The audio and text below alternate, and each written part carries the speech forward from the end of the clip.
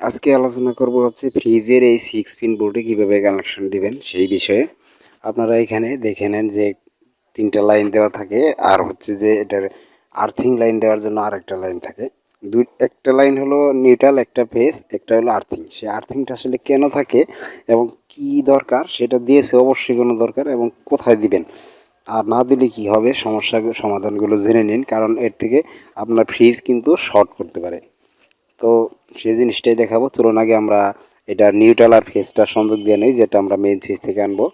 Main সুইচের থেকে যে ওই আমরা যে এসি ভোল্টটা নিব, সেই ভোল্টের যে এসি লাইন সরাসরি সেটাই এখানে দিবেন। উল্টাপাল্টা দিলেও সমস্যা হয় না, কিন্তু আপনারা নিয়ম অনুযায়ী এখানে এসি লাইন যেটা আমাদের কারেন্ট থাকে সেটা দিবেন।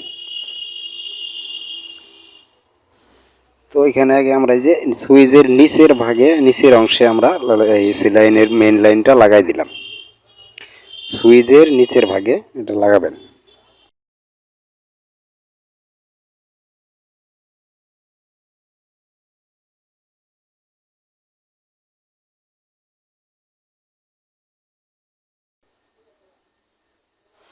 এখন আমরা যে নিউট্রালটা আছে মেইন সুইচ থেকে যে নিউট্রালটা আমরা দিব সেটা লাগাইতেছি। এখানে যে এন লেখা আছে, এন এর জায়গায় মানে এন এ নিউট্রাল, সেই নিউট্রালে আমরা ওই কালো তারটা লাগাবো।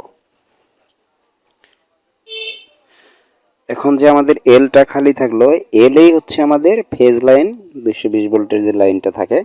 ওই যে সুইচের আরেক প্রান্ত থেকে আমরা একটা ছোট এক খণ্ড তার নিয়ে আমরা ওইটা যে এল লেখা যেখানে সেইখানে দিয়ে দেবো। এই যে এইভাবে দেখে রাখেন, সুইচের আর প্রান্ত থেকে নিয়ে এই যে এল এখানে আমরা লাগাই দেব।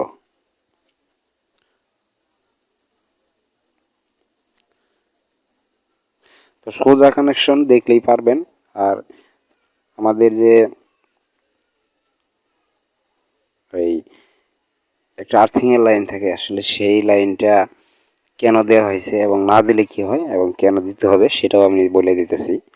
আগে এটা শেষ করে দেখেন, সুইচের নিচের পাশে দিছি সরাসরি এসি লাইন, তারপরে সুইচের উপর প্রান্ত থেকে এখানে এনে দিছি, এলে দিছি, আর এনে দিছি হচ্ছে সরাসরি যে আমরা যে নিউট্রাল লাইনটা থাকে মেন সুইচ সেটা।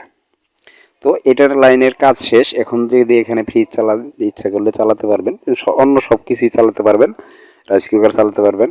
কিন্তু এই ক্ষেত্রে যে ফ্রিজের ক্ষেত্রে আমরা কেন এই যে এখানে আর্থিংয়ের যে আরেকটা পয়েন্ট দেওয়া থাকে, এটা কেন আসলে 3টা লাইন কেন থাকে? সেই 3টা লাইন হলো এই যে এইখান থেকে আর্থিংটা দিয়ে দিবেন, যে মাটিতে কোনো আর্থিং করে একটু বড় ধরনের, সেইখানে আপনারা এই লাইনটা দিয়ে দেবেন। তাতে হবে কি, ফ্রিজের আপনার কখনো কারেন্ট হবে না। ফ্রিজের অনেক সময় দেখা যায় যেখানে লক থাকে বা স্টিল এরিয়া থাকে বা পিছন সাইডে কারেন্ট হয়, সেটা হলো এইটার কারণে হয়। অনেক শর্ট হয়, মোটরের সমস্যা হয়, অনেক কিছুর কারণে ফ্রিজে কারেন্ট হতে পারে। তো সেই ক্ষেত্রে এখানে এটা দিয়ে দিলে কিন্তু আপনার ফ্রিজে কিন্তু কারেন্টটা হবে না, যার কারণে এটা দেওয়া হয়েছে। ফ্রিজে কখনো শর্ট করবে না। তো আপনারা অবশ্যই এটা কোনো একটা মাটির থেকে আর্থিং নিয়ে এখানে দিয়ে দিবেন। এই জন্যে আমাদের মূলত ওইখানে ওই আর্থিং লাইনটা ওনারা দিয়ে দেয়। ফ্রিজ থেকে সরাসরি দিলে হয়, কিন্তু এইখান থেকে আপনারা আর্থিং দিবেন। যদি এখানে দেওয়া আছে এই 6 পিনে, এখানে যে আমরা এখন যে আর্থিংয়ের লাইনটা সেইটা আমরা এই যে বাড়তি কাজটা করতেছি। এটা ছাড়াও ফ্রিজ চলে, কিন্তু ওই যে যখন শর্ট করে তখন কিন্তু এইটার কারণে করে। তা ওই কারেন্টটা ফ্রিজ হয়ে যখন আসে আর্থিংয়ে যদি পায়, তখন ফ্রিজ হয়ে এই লাইনটা দিয়ে সরাসরি মাটিতে চলে যায়, যার কারণে আর ওইখানে কারেন্ট থাকে না। তো দেখেন এই যে এইখানে দিয়া, এইটা ছাড়াও আমাদের এখন চলবে, আমি চালিয়ে দেখাচ্ছি। তবে ফ্রিজের ক্ষেত্রে আপনারা অবশ্যই এটা দিয়ে নেবেন। তো এইখানে অনেকেই সন্দিহান যে আসলে এই লাইনটা কিসের জন্য, সেটা আজকে দেখে দিলাম। আপনার এরকমভাবে করলে 100% হবে, কোনো ভুল হবে না। এই একটা ভিডিও দেখলে আপনার যথেষ্ট, আর কোনো ভিডিও দেখতে হবে না। তো চলুন আমরা এখানে একটা পরীক্ষা করি। লাইনটা দিলাম, তো দেখেন আমাদের লাইটটা কিন্তু আসছে। এখন যদি সুইচটা অফ করি, এই যে চলে গেল, এই যে আবার আসছে। তো এখন আমরা এই যে আর্থিং লাইন এটা ছাড়াই আমরা অন্য কোনো কিছু চালাবো, এবং ফ্রিজও চলবে, কিন্তু ওই যে আপনার ওই ফ্রিজে যদি কখনো কারেন্ট হয় সেজন্য আমরা এটা দিয়ে দিবেন, দেওয়াটা ভালো। তো এখন আমরা এই যে এইটার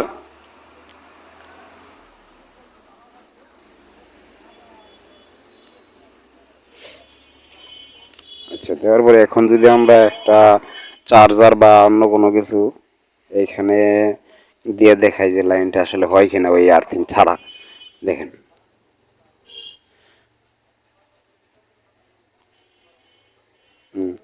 এই যে লাইনটা পাইছে। তো এইভাবে আপনারা যে কোনো কিছু এখন চালাতে পারবেন, ওই আর্থিং ছাড়াই চালাতে পারবেন। কিন্তু ফ্রিজের ক্ষেত্রে অবশ্যই আপনারা এটা মাটিতে আলাদা আর্থিং করে সেখানে দিয়ে দিবেন, তাহলে আর ফ্রিজ শর্ট করবে না। তো ধন্যবাদ, আবারও কোনো এক ভিডিওতে আপনাদের সাথে কথা হবে। আজকের মতো এখানে শেষ করছি, আল্লাহ হাফেজ। সে পর্যন্ত সবাই ভালো থাকবেন। আর হ্যাঁ, সাবস্ক্রাইবটা করে দিয়েন একটু প্লিজ, দয়া করে। আসলে ভিডিও বানাতে অনেক সময় অপচয় হয়, সেই সময়ের উপর করে আপনাদেরকে সাবস্ক্রাইবটা আমরা চাচ্ছি।